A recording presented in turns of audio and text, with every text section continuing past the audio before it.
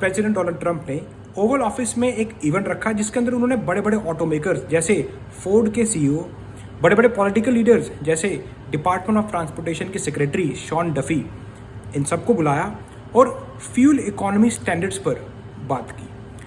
Basically cafe standards को change करने की बात की गई है। ये प्रपोजल रखा गया है पर हो सकता है कि अगले साल फाइनलाइज कर दिया जाए।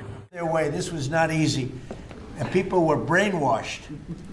This is a green new scam. And people were paying too much for a car that didn't work as well.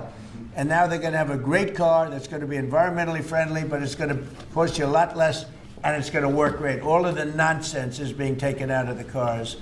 So, Secretary Duffy, could you say a few words? Thank you, Mr. President. So, yesterday at the cabinet meeting, the president was talking about affordability, and the way that Democrats talk about affordability is a lie.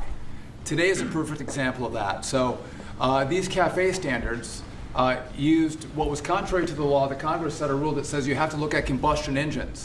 Biden and Buttigieg actually did an analysis using I'm sorry. Buttigieg used EVs and hybrids to come up with a 62 mile an hour per gallon standard, which I think the car companies will tell you is completely unattainable. So they spent a lot of money on technology trying to meet the unattainable standard, driving up the cost of a car. Cafe का मतलब होता है दोस्तों corporate average fuel economy. Simple भाषा में कि एक गाड़ी, एक light duty vehicle 1 gallon gasoline जलने पर कितना माइल निकालेगी। तो बाइडेन एरा में उन्होंने एक गोल सेट किया था कि भाई बाय 2031 मतलब 2031 आते आते हम चाहते हैं कि भाई 1 गैलन गैसोलीन जलने पर कार जो हैं वो कम से कम रफली 50 माइल एवरेज दे, कि मतलब 50 माइल चले। लेकिन इसी स्टैंडर्ड को अब प्रेसिडेंट डोनाल्ड ट्रंप और उनकी एडमिनिस्ट्रेशन चेंज करने को सोच रही हैं।